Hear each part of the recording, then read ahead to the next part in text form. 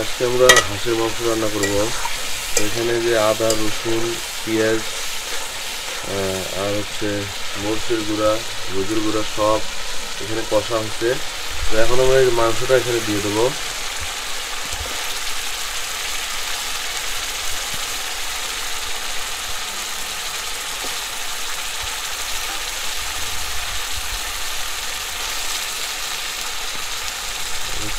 এই যে দেখেন একবারে মাটির চুলায় হাঁসের মাংস।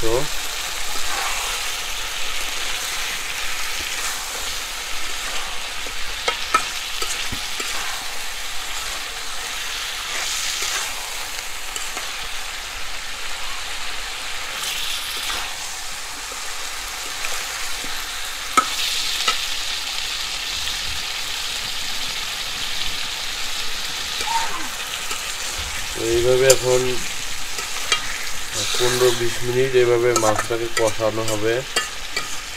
তো আপনারা দেখতে থাকেন শেষ পর্যন্ত। এখন ঢেকে দেওয়া হলো। তো এখন এই যে মাংসটা কষে নেওয়া হচ্ছে 10 মিনিট। তো এখন সামান্য একটু পানি দিয়ে আমরা এটাকে আবার সিদ্ধ করার জন্য ঢেকে দেবো।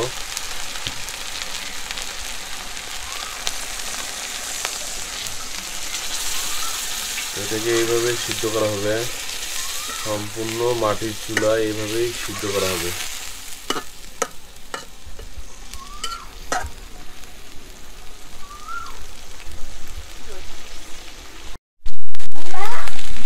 দেখেন যে মাংস সিদ্ধ হয়ে গেছে, এখন ঝোল দেবো।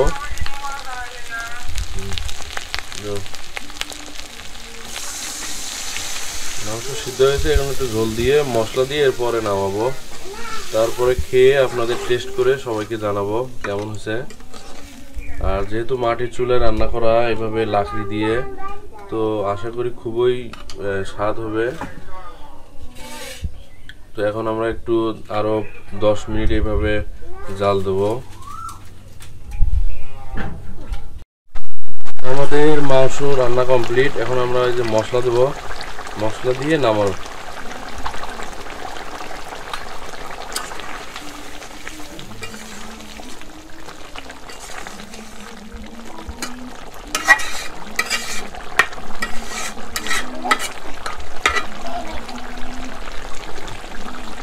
এখন নামাবো।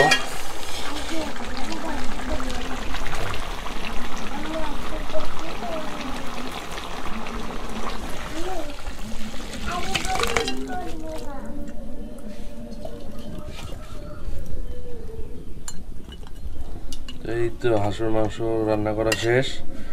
এখন আপনাদের আমরা টেস্ট করে জানাবো যে কেমন হয়েছে।